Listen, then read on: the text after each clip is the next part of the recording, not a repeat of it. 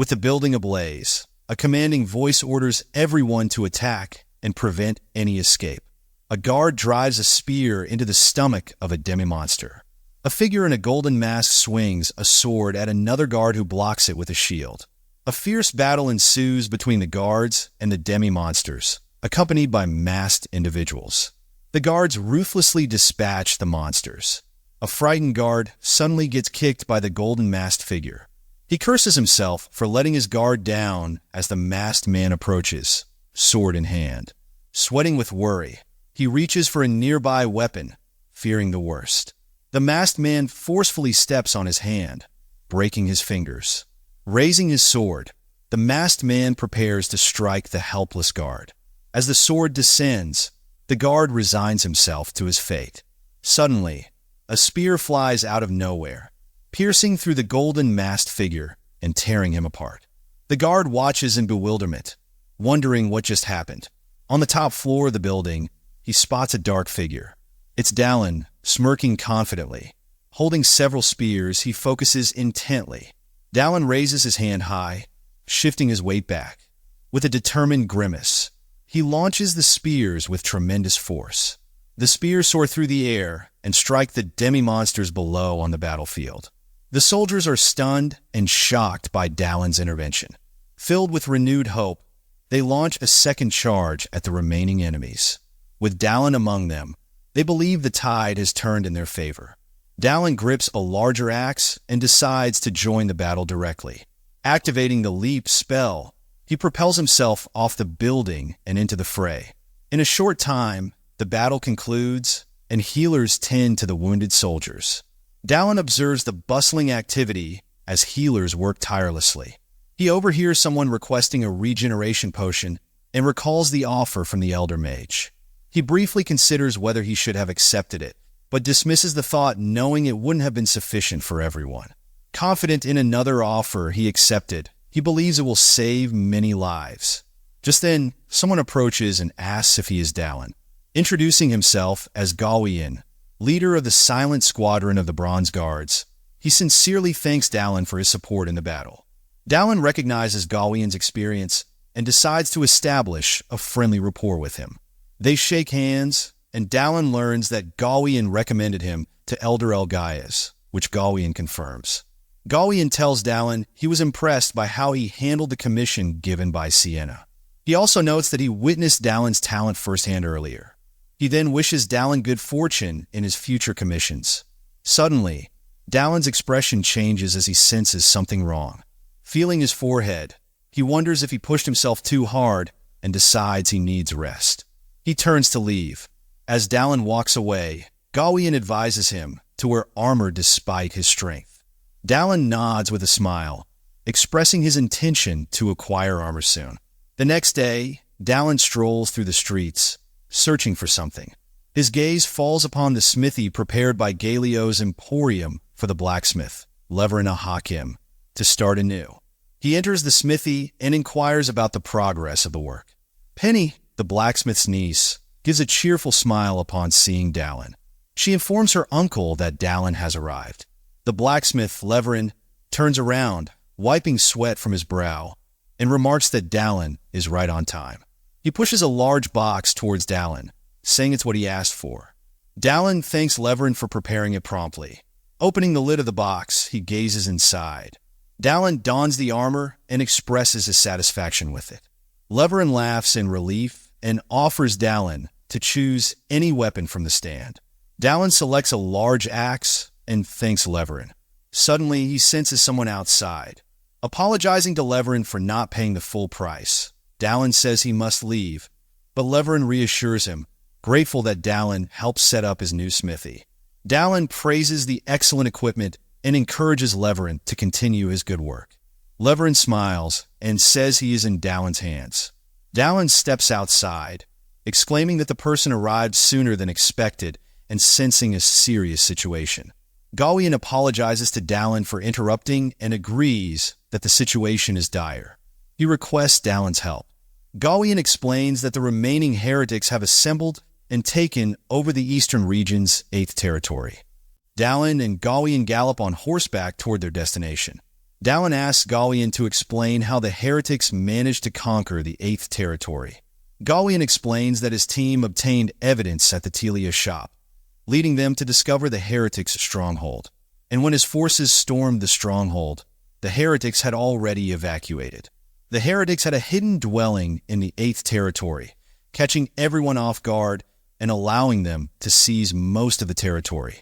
Gawain and his forces barely managed to establish a defensive line at the territory's border. Hearing this, Dallin curses the unpredictable events unfolding in the game. He hadn't anticipated such a development just 2 days after the attack on the store. However, he smirks, thinking that these changes might signify the world inching away from ruin. He resolves not to miss this opportunity. Nearby, a safe territory is established with wooden walls and soldiers standing guard. Inside a tent, the chief guard of the 7th territory slams his hand on the table in rage, warning of annihilation if they enter and demanding accountability. Another chief guard argues they can't abandon the people in the 8th territory. The 7th chief guard insists their only option is to defend the line until reinforcements from the Silver territory arrive. The chief guard of the 8th territory questions whether this isn't neglecting the citizens in their care. Another chief guard beside the 7th territory chief criticizes him for failing to prevent the situation. Smirking, the 7th territory chief believes things are proceeding as planned. He proposes blocking the underground paths to the 8th territory and cutting off the heretic supply routes. Dallin interrupts, stating that plan won't work. Both the 8th and 7th territory chiefs turn in alarm. Dallin explains that such a move will only bolster the heretics' numbers and provoke a counterattack. The 7th chief glares angrily at Dallin for opposing him. He questions Dallin's authority to attend a chief guard meeting, but before he can say more, Gawain enters, cautioning the 7th chief to watch his words. Gawain reminds them of Dallin's significant role in apprehending the Telia shop incident. Hearing this, the 7th chief stammers in disbelief. The other chiefs start whispering and chuckling, doubting Dallin's capabilities. Dallin notices their reactions and reflects on how quickly rumors spread. Undeterred, he asserts that their only viable option is a preemptive attack. Dallin firmly believes that backing down from fear will only result in further losses. Gawain supports Dallin's strategy, affirming its correctness. He reveals that the heretics are using demi-monsters, originally beggars and homeless people, as weapons. Gawain warns that if the heretics capture the entire 8th territory, they'll convert its citizens into demi-monsters. The commanders contemplate the gravity of Gawain's words. Only the 7th territory chief remains displeased, cursing in frustration, while the others express their readiness to assist. One commander explains their struggle in setting up a defensive line due to being undermanned. He mentions their request for reinforcements from higher command, which is yet to receive a response. Dallin reassures them that reinforcements from the Silver territory will arrive soon. Suddenly, the ground begins to shake violently, as if an earthquake has struck. Outside, guards look on in shock at what approaches. A large group of cloaked figures emerges, walking purposefully toward them.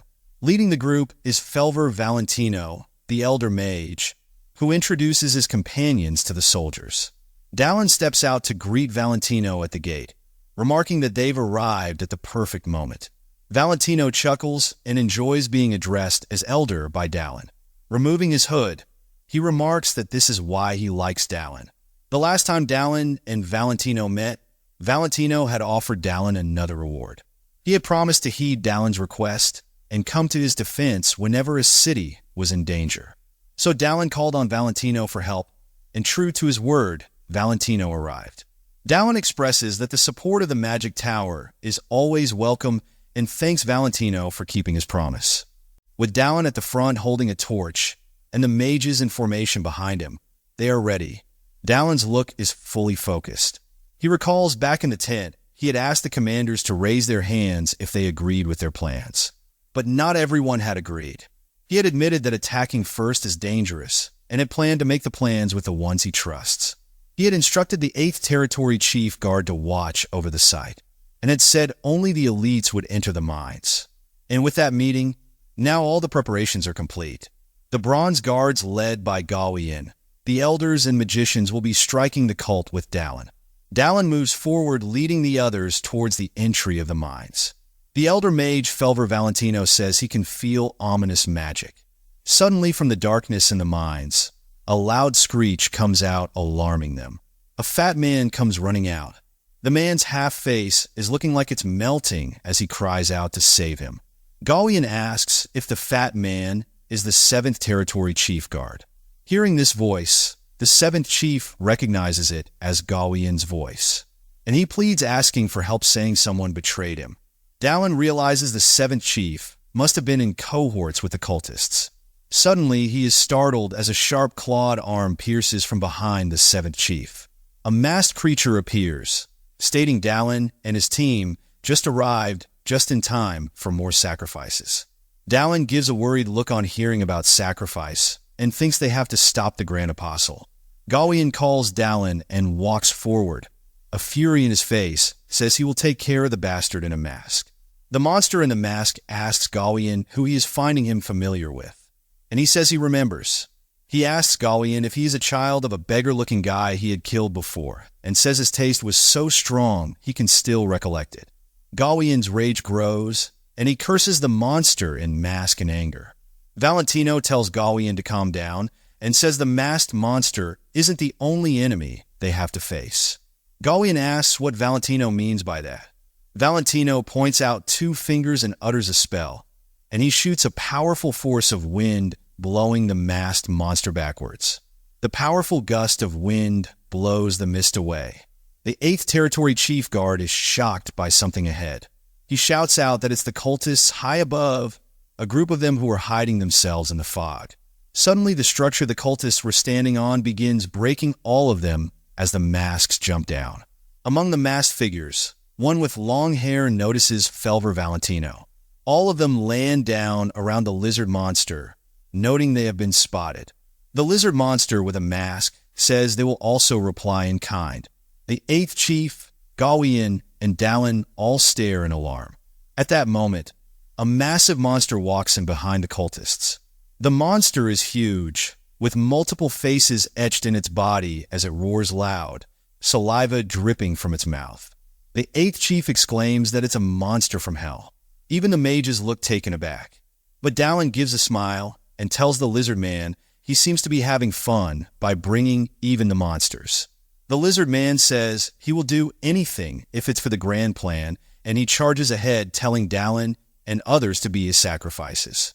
Dallin tells the old man to take care of the magicians and Gawain to take care of the lizard, and says he will deal with the monsters himself. So both the parties charge at each other. The fierce battle breaks out, with parties from both sides going all out. Dallin, his axe held out in front, runs straight towards the huge monster, which raises its arm to crush Dallin. The monster slams its hand down, causing stones to fly up, which Dallin uses as stepping stones, and swiftly moves higher off the ground.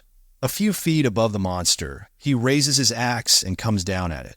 He smashes his axe into the monster's neck, causing it to roar in pain. He gives a smile and looks forward to seeing how much experience the monster from hell is going to give. Dallin is standing on the monster's shoulder, his axe half sunk into its head. The monster opens its mouth and gives a deafening roar, and Dallin struggles to pull out the axe. From such loud screams, Dallin feels like his eardrums are going to pop. He realizes that the monster is created from hell's mana, so he thinks it must have a mana core somewhere in its body and quickly notices it in its stomach. He then manages to pull out the axe and jumps down. From the cut in its head, the monster starts bleeding like crazy. Dallin notes the monster's fierce resistance and thinks he should approach carefully, and he sprints towards the monster. It reacts defensively and raises its huge arm to crush Dallin. But Dallin swiftly dodges the attacks and leaps onto the monster's arm. With force, he propels himself up, and he comes hurtling down and destroys the monster's head with the axe. After that, he quickly leaps off and lands on the ground, realizing the monster's movements are slow due to its size. He decides he should aim for its chest while it's slow. Suddenly, Dallin is alarmed as he notices countless arms coming from the monster's body. Cursing, he cuts through the arms with his axe, moving fast and swift. A look of struggle is evident on Dalin's face as more hands extend towards him. The monster manages to grab onto him, causing his axe to be thrown away. Dalin grinds his teeth and screams out loud as the monster's hand grabs his arm. But Dalin, now filled with rage, snaps his hand away and activates the Dahamon's armored combat skill, and he raises his arm, saying he will crush the shitty face of the monster. He brings down his arm, smashing onto the monster's head, crushing it to pulp. Now headless, blood gushes out from the monster's neck as Dalin charges another punch. He raises his arm once more and gives a powerful punch at the monster's stomach. The punch reveals the mana core inside its stomach. Seeing it, Dalin gives a smile and activates the flame arrow skill, producing a fireball on his fist. He then converts the fireball into a fire arrow, and he raises his arm, aiming to throw the arrow. Then with a powerful force, he throws it at the monster's mana core, destroying it. Suddenly, a horrible loud scream fills the air, and Dalin covers his ear in pain. From inside the mine, a group of large monsters come running towards the exit. All mutated and scary looking, they rush outside towards the battle. Dalin sees the additional reinforcements of monsters and complains the Grand Apostle is making him go crazy. In grasping onto his axe tightly, he says he needs to find him quickly. The 8th Territory Commander-Chief shouts to his soldiers to support Dalin to get rid of the monsters. The soldiers all heed the command and rush towards Dalin's aid. The mages create bows and arrows from the spells and fire them towards the monsters. The arrows pierce through the monsters, destroying them. The other soldiers also launch attacks at the remaining monsters. Dalin gives a smile, impressed by the fighting spirit of the mages and soldiers. He leaps onto the head of a monster and takes the shield from the soldier fighting with it. And as quick as lightning, he rushes forwards into the mine, dodging every monster within. The lizard man turns around and notices Dalin has entered the mine. Gawain, who was battling with the lizard, seeing him turn away, takes the advantage and strikes him. The lizard digs his claws into the ground to stop being pushed far and says he didn't think the son of a beggar would grow up like this, referring to Gawain. And evilly, he says he will show Gawain what he looked like when he ate his mother. He then reaches for the 2 massive axes carried on his back and also removes the mask. He says he wonders how the son of a beggar will taste, looking at Gawain, and he hopes Gawain tastes like his mother. 51. From these remarks, Gawain gets angry and says he will cut the lizard's mouth first. Saying so, he thrusts himself forwards and jumps down at the lizard, sword held high, as it opens its mouth, looking up at Gawain. Felber Valentino, standing before one of the cultists, says he will just watch now and notices his team is winning everything else. He asks the kneeling cultist before him if he agrees. The cultist says that even if they are losing, their Grand Apostle will be unstoppable. He claims that the grand plan will be complete with a method no one will expect. Felver Valentino questions the method, and the cultist repeats it's a method no one will expect. Meanwhile, inside the mine, Dalin witnesses a strange scene ahead. He finds out that the Grand Apostle is offering his own body to the devil.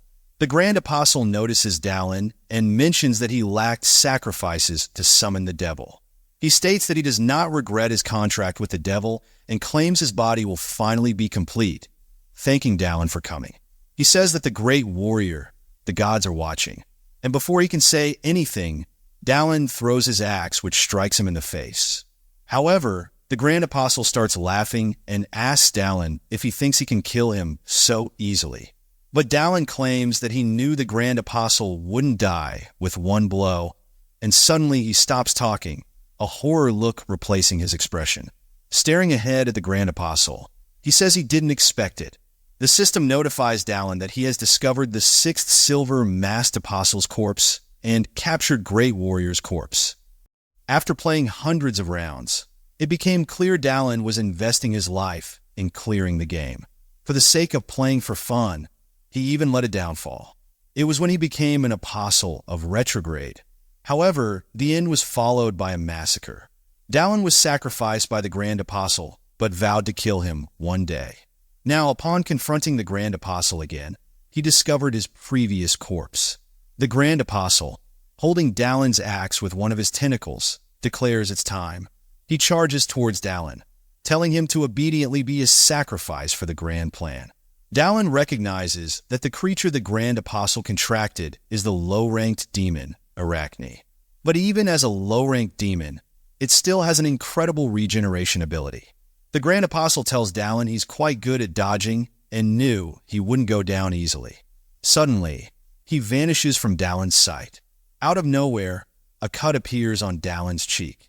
Dalin realizes the Grand Apostle hasn't vanished, but is moving too quickly, offering no openings. The Grand Apostle appears beside Dalin, catching him off guard. Before Dalin can react, the Grand Apostle attacks him. Dalin curses in pain. He swings his sword to attack back, but the Grand Apostle vanishes. Dalin, now sweating, wonders if the Grand Apostle poisoned him during that gap. He then activates Dragon Blood Regeneration, cleansing the poison. He realizes the poison is slowing his recovery, making it harder to match the Grand Apostle's speed. He wonders if he should take the risk. The Grand Apostle moves with great speed and appears right behind Dalin. Dalin senses this and turns around as the tentacles lunge at him. The tentacles pierce his body, but he quickly raises his shield and slams it down on them. The tentacles get stuck between Dalin's shield, and the Grand Apostle is taken aback. Dalin raises his sword and strikes at the Grand Apostle, sending him backward and slicing the tentacles. However, his expression shifts to puzzled as he sees many smaller tentacles emerging from the Grand Apostle's upper head. The next moment, the Grand Apostle's face changes, and two horns and sharp teeth emerge. Now with a monstrous appearance, he gives a loud roar, and Dalin's worried look is evident. The Grand Apostle's tentacles extend behind him as he emits a powerful aura, pushing Dalin backward. Dalin activates the Dragon Blood Regeneration skill and heals the damage. He says that the last time he faced the Grand Apostle, the situation was the same. After being sacrificed first, he had come back to challenge the Grand Apostle as a great warrior. But he was captured then as well, though he didn't lack any power. The problem was that he didn't have enough stamina to match the demon's regeneration ability. In the present, the Grand Apostle grins, describing the battle as short yet dangerous, praising the amazing power of the demon. His large tentacles extend behind him, and he tells Dalin his tricks are pointless, questioning what he will do now. Dalin stands up and, staring at the Grand Apostle, finds the answer to his endless regeneration, and it is to end the fight with a single blow. Dalin realizes all he needs is a single powerful blow. The Grand Apostle senses a change in the sound of Dalin's heartbeat and notices he has changed his presence. He looks at Dalin and compares him to a boulder rooted in the earth. So he commands his tentacles at Dalin, noting he needs to cut off the sprouts of anxiety. Dalin stands firm, and as the tentacles near his face, he swiftly punches them away. He calls out to the Grand Apostle and, activating Demon's Armored Combat, asks if he has ever been punched. He then digs his feet into the ground and activates the leap skill. With great power, he propels himself towards the Grand Apostle. Looking concerned, the Grand Apostle requests the body of the demon to protect him as his tentacles pierce Dalin's body. Despite the pain, Dalin cracks a smile and plunges his fist into the Grand Apostle's stomach, piercing it. The Grand Apostle says it's incredible for Dalin to corner him, but declares it's the end of the journey for Dalin. He raises his remaining tentacles above him, and sharp nails appear at the ends. Dalin, still grinning, says it's not his end, but the Grand Apostle's. The Grand Apostle is puzzled as Dalin's arm, which has pierced his body, starts glowing. Dalin uses the Ignal Lot spell, causing fire to erupt from his arm, resulting in an explosion. The Grand Apostle says he never had a name. Well, he had one, but it disappeared over time. The day he offered his name to the evil god for revenge, his entire existence vanished. That was the day he became the Grand Apostle, and his goal became to destroy the final bastion of humanity, Palzion, along with the Diamond Palace, the core of Paulshan's power. Currently, Dalin has pierced his body with his arm and activated the flame skill, causing the Grand Apostle's body to burn. Dalin, who is also taking damage, activates the dragon blood regeneration skill to heal. The Grand Apostle admits difficulty regenerating due to the flames and considers distancing himself from Dallin. But he is unable to withdraw the tentacles piercing Dallin's body. Dallin raises his fist and says he would never let the Grand Apostle go easily for creating holes in his body. With a powerful blow, he smacks the Grand Apostle's face. The Grand Apostle curses in pain, not wanting to die like this. Dallin raises his fist again and tells the Grand Apostle to brace himself, noting it's far from over. A while later, the Grand Apostle's tentacles all lay on the ground, chopped into pieces. He slumps against a boulder and asks Dallin, standing in front of him, if he knows that diamonds and graphite are the same. He says the highest diamond palace can become the lowest place, and the lowest bronze territory can become the highest place. He claims he wanted to create a new retrograde order under the divine will and acknowledges one can't go against reason. He says Dallin killing him might be his fate, already decided by the flow of reason. Dallin mutters that it's nonsense and says humans have free will, telling the Grand Apostle he decided his own fate.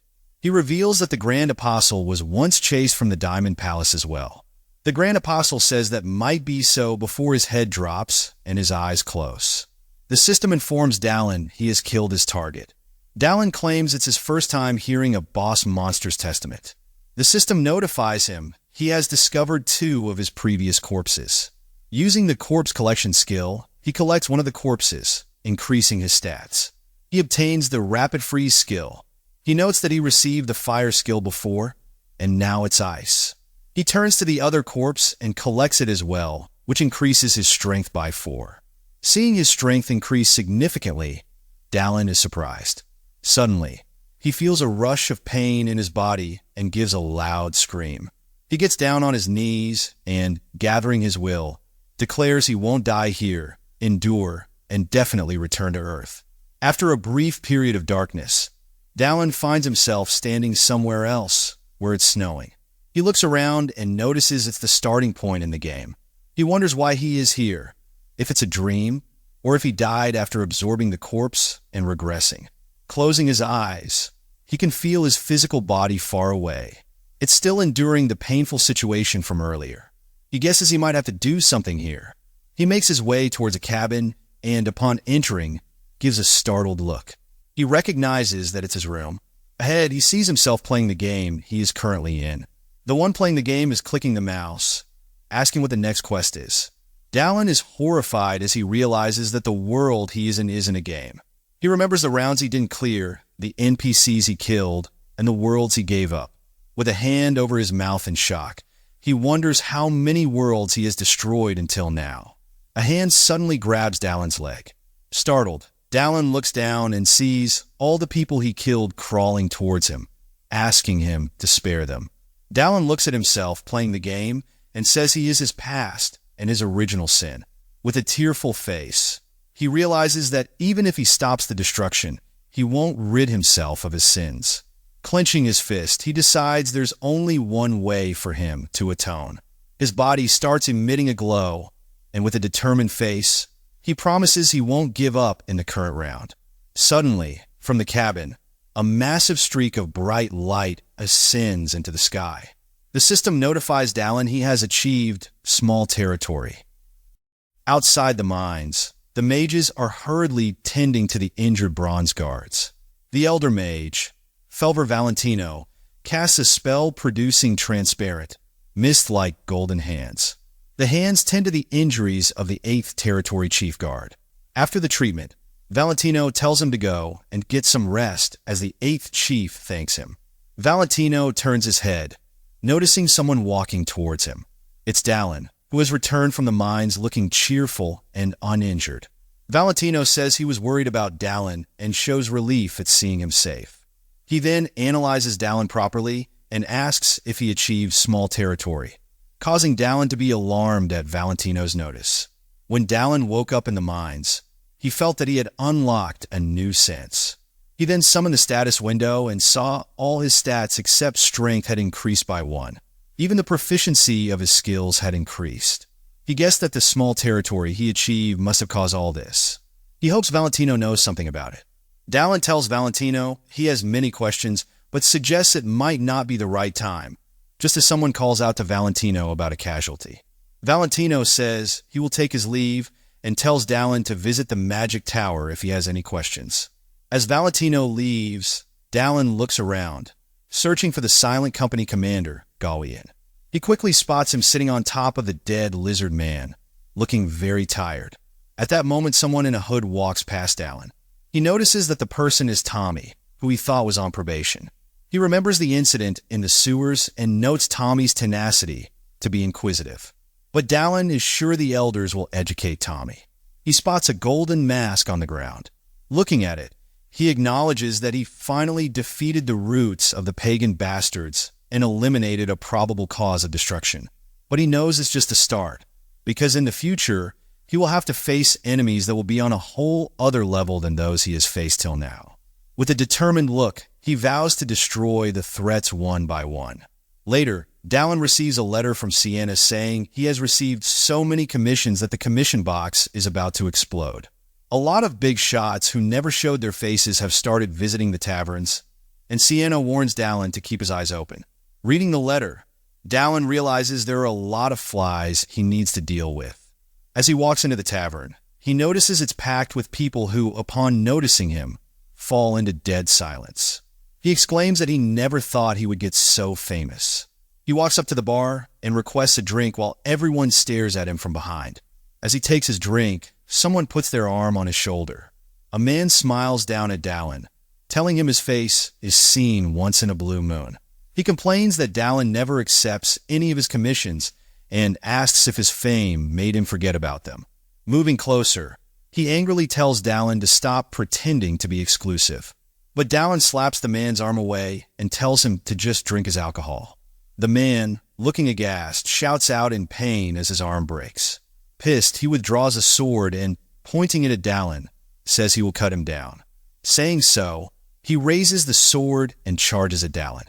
Suddenly, arrows come flying and pierce through the man's arms and legs. Sienna walks in, holding a crossbow, and calls out the man for sneaking a weapon into her store, telling him to clear off.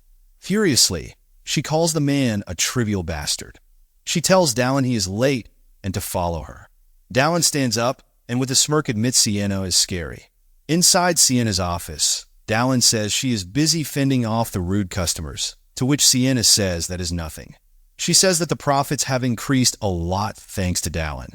Then she suggests they talk about commissions, addressing the large number of parchments on the table. Dallin requests her to narrow down the commissions to suitable ones. Sienna asks him if he has any specific preferences.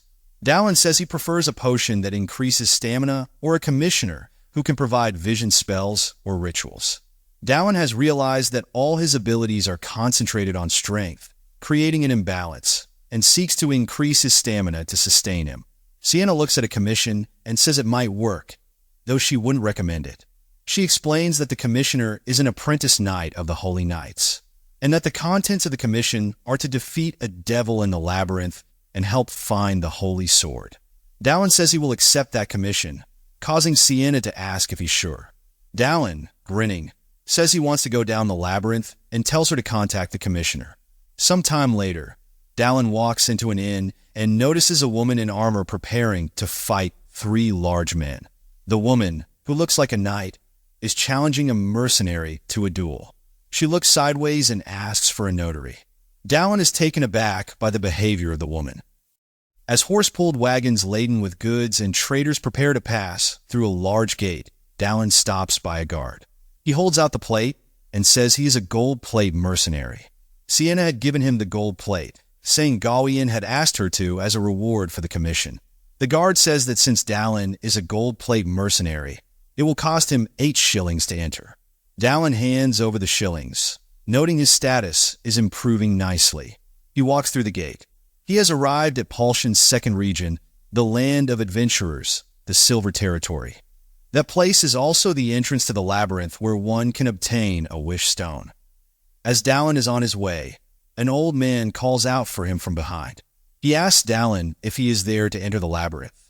Dallin affirms, and the old man says he was also like that once. The old man mentions the city's safety, good security, and orderly environment, noting his family resides there, and wishes Dallin good luck. He calls Dallin the warrior who has gained the attention of the gods, which startles Dallin as he turns around in alarm. However, he sees that the old man has vanished. He notes that the old man was an NPC he had never seen before, but a character he would meet in the Silver Territory. He is certain that must have been the endlessly changing face person. Dallin is positive he will meet that man again. Dallin's commission is to retake the Holy Sword, and the commissioner is Lucia Casticheld, a woman who possesses strong beliefs and will. Though she is violent towards devils, she's a good-natured holy knight merciful to people. At the moment, Dallin is taken aback to see her so angry and raging at some people. Lucia points her sword and tells someone to take back what he said, warning to destroy his skull. The largest and bald among the three men says they failed the raid because someone lost his holy sword to the devil. Lucia affirms Barrett as a warrior recognized by the holy sword who battled the devil to the end, while the bald man counters that if the sword acknowledged Barrett, it would acknowledge any bastard. Hearing this, Lucia becomes furious. She stands firmly, challenging the bald man to a duel, asking for a notary. The bald man, also looking angry, asks Lucia if she wants to die. Meanwhile, the other people in the tavern watch in interest, some even offering to make a bet. Some want to bet on the bald mercenary, while others want to bet on Lucia, who is a holy knight. Only Dallin looks uninterested as he thinks people have gone crazy. Lucia declares that she doesn't want watchers and wants a notary. While she is turned around, the bald man charges at her with his flail ready, with the spiked metal close to her face. Lucia realizes she just got surprise attacked. But before she gets hit, Dallin steps in between and catches the flail, saying Lucia is his colleague and requests the bald mercenary to end the fight. Dallin once again suggests they end the fight, but the bald mercenary, looking angry, warns Dallin to move aside. However, Dallin smirks and crushes the iron ball, mocking the mercenary about how he can fight without a weapon. Seeing this, the bald mercenary, as well as his colleagues, are astounded. Dallin tells Lucia that he is the person who took her commission and suggests they go somewhere else. A while later, Dallin and Lucia are at lunch as Lucia thanks Dallin for his help. She then introduces herself. Dallin says that a lot of info is missing from the commission form and requests Lucia to explain the specifics. Lucia explains that the Holy Knights were defending a path of the labyrinth in the southwest region called Fissure. Because of the landscape, there is no barrier at its entrance, making it easier for monsters to come out anytime. So before going to defend that place, the knights usually go to the safer Palzion to prepare. Lucia's colleague, Barrett Strymon, became an official knight 2 months back and left for Palzion, but didn't return on time.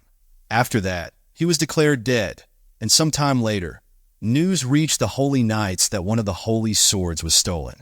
The culprit was Barrett Strymon. Lucia says that if Barrett was chosen by the Holy Sword, he could have officially reported it, but he didn't. Dallin asks her if that's why she wants his help in reclaiming the Holy Sword and asks which Holy Knight forces will accompany him. With a grim face, Lucia says there are no available forces. Dallin thinks it's reasonable as there are many active monsters, making all the Holy Knights busy. Dallin realizes he and Lucia will have to go alone, seeing it as a chance to grow closer to her, knowing she will become a great hero in the future. He tells Lucia he will see her at the labyrinth entrance the next day. Lucia stands up, surprised at seeing Dallin agree so easily. Dallin drains the drink and, slamming the mug down, declares they will reclaim the stolen Holy Sword. It's night, and Dallin is standing at the rooftop garden of Legaia Magic Tower. At that moment, someone walks in, apologizing to Dallin for making him wait. Dallin turns and sees Felver Valentino, who says the lecture lasted longer than expected. The other person beside Valentino in a hood greets Dallin. Removing the hood, the kid says he is Tommy Valentino, a top student of Felver Valentino. Dallin thinks that Tommy must have learned something from the fights with the pagans before, noting he looks more mature. Felver asks Dallin if he is there to discuss what they couldn't finish talking about before, which Dallin affirms. Suddenly, a bright light appears around Dallin, and he requests Felver to tell him about domains.